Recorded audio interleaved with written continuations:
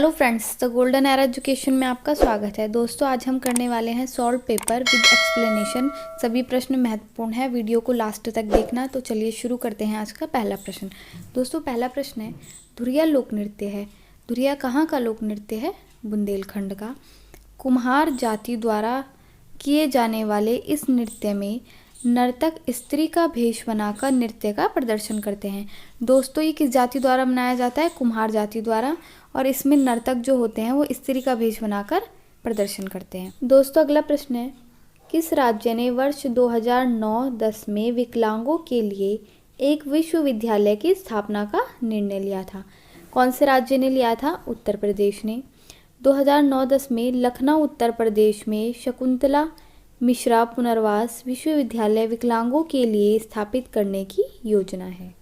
दोस्तों, अगला प्रश्न है, गौतम बुद्ध की माँ किस वंश से संबंधित थी? तो गौतम बुद्ध की माँ कौल्य वंश से संबंधित थी। और गौतम बुद्ध का जन्म 563 ईसा पूर्व में हुआ था। कपिलवस्तु के लुम्बिनी नामक स्थान पर इनके पिता शुद्धोधन शाक्य गण के मुखिया, इनकी माता श्रीमती माया देवी कौल्य वंश की कन्या थी।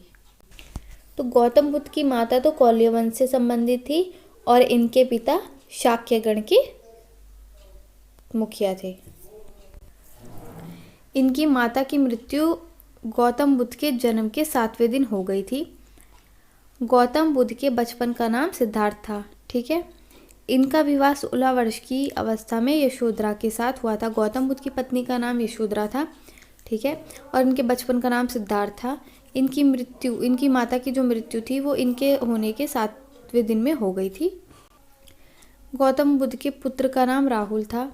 29 वर्ष की अवस्था में इन्होंने गृह त्याग किया, जिसे बौद्ध धर्म में महाभिनिष्क्रमण कहा गया है। तो गृह त्याग की जो स्थिति थी उसको बौद्ध धर्म में महाभिनिष्क्रमण का नाम दिया गया है। बुद्ध ने अपना प्रथम उपदेश सारनाथ ऋषिपत्तनम में दिया, जिसे बौद्ध ग्रंथों में धर्मचक्र परिवर्तन कहा गया है। तो धर्मचक्र परिवर्तन किसे कहा गया है?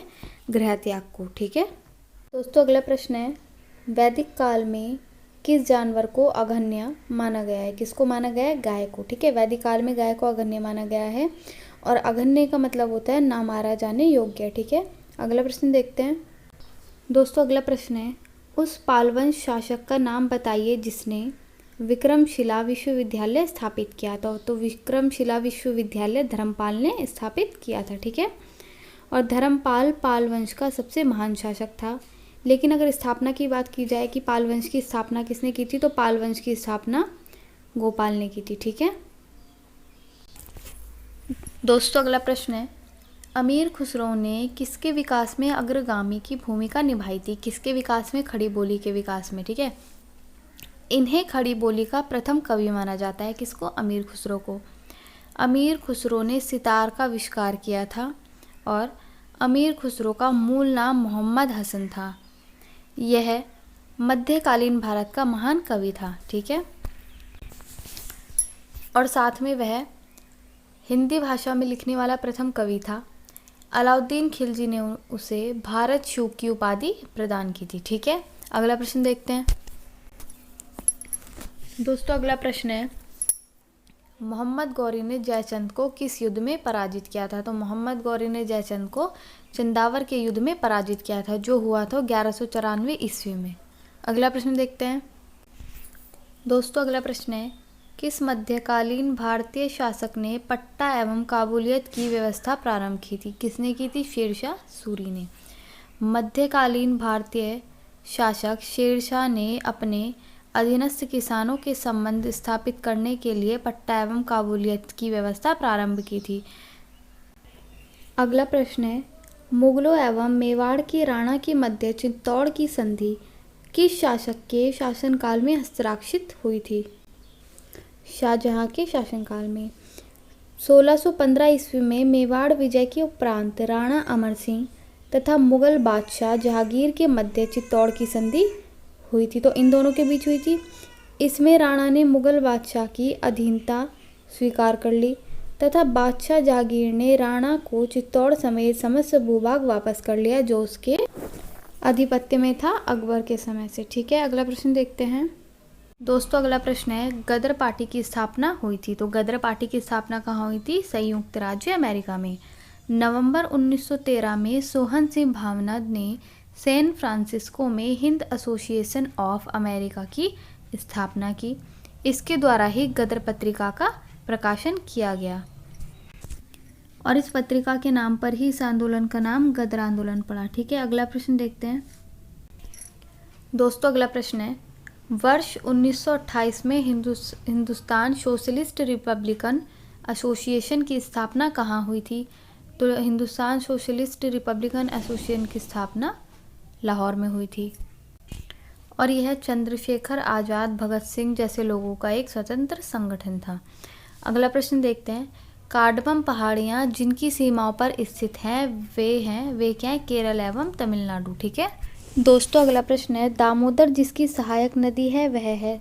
तो दामोदर हुगली की सहायक नदी है। हुगली नदी की सहायक नदी दामोदर है और दामोदर को बंगाल का शोक भी कहा जाता है क्योंकि यह नदी पश्चिम बंगाल में काफ़ी तबाही मचाती है। इस नदी का उद्भव छोटा नागपुर पठार से होता है। यह रूपनारायण नदी के जल को संग्रह करती हुई हुगली में मिल जाती है। ठीक है, अगला प्रश्न देखते हैं। दोस्तों अगला प्रश्न है, राष्ट्रीय पर्यावरण अभियांत्रिकी संस्थान स्थित है कहाँ पर स्थित है? नागपुर में। इस संस्थान की स्थापना 1958 ईस्वी में की गई। इस संस्थान का पूरा नाम राष्ट्रीय पर्यावरण अभियांत्रिकी शोध संस्थान है। ठीक है दोस्तों अगला प्रश्न है, भारत की काली मिट्टी उत्पादन के लिए बहुत उपयुक्त होती है। किसके उत्पादन के लिए? कपास की फसल के लिए। ठीक है, यह मिट्टी मुख्य रूप से भारत के दक्षिण भाग में पाई जाती है। आंध्र प्रदेश, महाराष्ट्र, तमिलनाडु, गुजरात, दक्कन के पठार आदि क्षेत्र में इसका विस्तार पाया जाता है। ठीक है, अगला प्रश्न देखते हैं। दोस्तों अगला प्रश्न है, सौर मंडल में क्षुद्र ग्रह एस्ट्रॉइड छोटे खगोलीय पिंड हैं जो निम्न ग्रहों के मध्य पाए जाते हैं। तो किसके मध्य पाए जाते हैं? मंगल और बृहस्पति के। ठीक है, अगला प्रश्न देखते हैं। दोस्तों अगला प्रश्न है, भारतीय संविधान का कौन सा भाग संविधान की आत्मा कहलाता है? तो संवैधानिक उपचारों का अधिकार। ठीक है, भारतीय संविधान के भाग 3 में अंतर्निहित संवैधानिक उपचारों का अधिकार जो कि है अनुच्छेद 32 में संविधान की आत्मा कहलाता है। और किसने कहा है इसको? डॉक्टर अंबेडकर ने इसे संविधान की आत्मा कहा है। किसको कहा है? संवैधानिक उपचारों के अधिकार को। अगला प्रश्न देखते हैं। दोस्तों अगला प्रश्न है, भारत का सर्वोच्च न्यायालय एक अभिलेख न्यायालय है। इसका आशय है कि इसे अपनी अवमानना करने वालों को दंडित करने का अधिकार है। मतलब जो इसके नियम कानून को नहीं मानेगा उसको ये दंडित कर सकती है। ठीक है दोस्तों अगला प्रश्न है, अभिलेख न्यायालय का तात्पर्य है। तो दोस्तों अभिलेख न्यायालय से तात्पर्य ऐसे न्यायालय से है तो ऐसे न्यायालय के निर्णय और कार्यवाही लिखित होती है, उन्हें पूर्व निर्णय के रूप में प्रस्तुत करने के लिए सुरक्षित रखा जाता है। ऐसे न्यायालय को अपनी अवमानना के लिए दंडित करने की शक्ति प्राप्त होती है। अभिलेख का मतलब ही लिखित होता है, इसमें सारी कार्यवाही जो होती है वो लिखित में होती है। ठीक है, अगला प्रश्न देखते हैं। अगला प्रश्न है, भारतीय संविधान के किस अनुच्छेद के अंतर्गत राष्ट्रपति को अधिकार है कि वह किसी बिल पर अपनी अनुमति रोक ले? तो अनुच्छेद 111 में राष्ट्रपति को अधिकार है कि वो अपनी अनुमति रोक सकता है किसी भी बिल को पास होने में। अगला प्रश्न है, पूंजी बाजार से आशय है। पूंजी बाजार से आशय है शेयर बाजार से। पूंजी बाजार शेयर बाजार से संबंधित है। दीर्घकालीन ऋण आवश्यकताओं की पूर्ति करने वाला बाजार है जिसे पूंजी बाजार कहा जाता है। पूंजी बाजार को कैपिटल मार्केट भी कहा जाता है। अगला प्रश्न देखते हैं। कम वोल्टेज पर कार्य करने पर विद्युत मोटर प्राय जल जाते हैं क्योंकि वे अधिक विद्युत धारा खींचते हैं जो वोल्टेज के प्रतिलोमानुपाती होती है। ऐसा होता है कि उसको पावर अधिक चाहिए होती है लेकिन उसे कम पावर मिलती है जिसकी वजह से वो जल जाती है। अगला प्रश्न देखेंगे। अगला प्रश्न है, जिस ग्रंथ में पुरुष मेध का उल्लेख हुआ है वह है शतपथ ब्राह्मण। पुरुष मेध का उल्लेख शतपथ ब्राह्मण में हुआ है। प्राचीन इतिहास के साधन के रूप में वैदिक साहित्य में ऋग्वेद के बाद शतपथ ब्राह्मण का स्थान है। अगला प्रश्न है, प्रभासगिरी जिनका तीर्थ स्थल है वे हैं जैन लोग। प्रभासगिरी जैन धर्म का तीर्थ स्थल है। यह यमुना नदी के तट पर कौशाम्बी के नज़दीक अवस्थित है। यहाँ जैन धर्म के छठे तीर्थकर भगवान प्रथम प्रभु साधना के लिए आए थे। अगला प्रश्न देखेंगे। अगला प्रश्न है, मध्य पाषाणिक प्रसंग में पशुपालन के प्रमाण जहाँ मिले हैं वह स्थान आदमगढ़ है। प्रागैतिहासिक मध्य पाषाण काल में सबसे पहले पशुपालन के प्रमाण आदमगढ़, जो कि मध्य प्रदेश में है, तथा बागौर, जो कि राजस्थान में, से प्राप्त हुए हैं।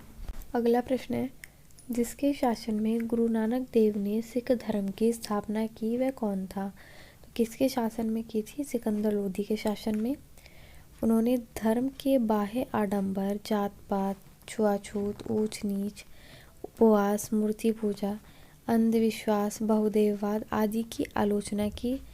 उनका दृष्टिकोण विशाल मानवतावादी था। उनके उपदेशों को सिख पंथ के पवित्र ग्रंथ गुरु ग्रंथ साहिब में संकलित किया गया है। सिख धर्म में 10 गुरु हुए। अंतिम गुरु गुरु गोविंद सिंह थे। इन्होंने खालसा पंथ की स्थापना 1699 ईस्वी में की थी। अगला प्रश्न देखेंगे। अगला प्रश्न है, मुगल शासन में तांबे का सिक्का कहलाता था। तो मुगल शासन में तांबे का सिक्का दाम कहलाता था और ये किसके द्वारा जारी किया गया? अकबर के द्वारा। मुगल काल में मुख्यतः रूप से 3 प्रकार के धातु के सिक्के प्रचलन में थे, जैसे सोने की मेहर, चांदी का रुपया और तांबे के दाम। ठीक है। अब चांदी के रुपए का सर्वप्रथम प्रयोग जो था वो शेरशाह सूरी ने कराया था। दोस्तों, वीडियो अच्छा लगे तो वीडियो को लाइक करना और ऐसे नॉलेज वाले वीडियो देखने के लिए हमारे चैनल को सब्सक्राइब करना ना भूलें। इस चैनल पर आपको सॉल्ट पेपर और भी नॉलेज वाली वीडियो देखने को मिलती रहेंगी। मिलते हैं नेक्स्ट वीडियो में, तब तक के लिए बाय बाय, टेक केयर।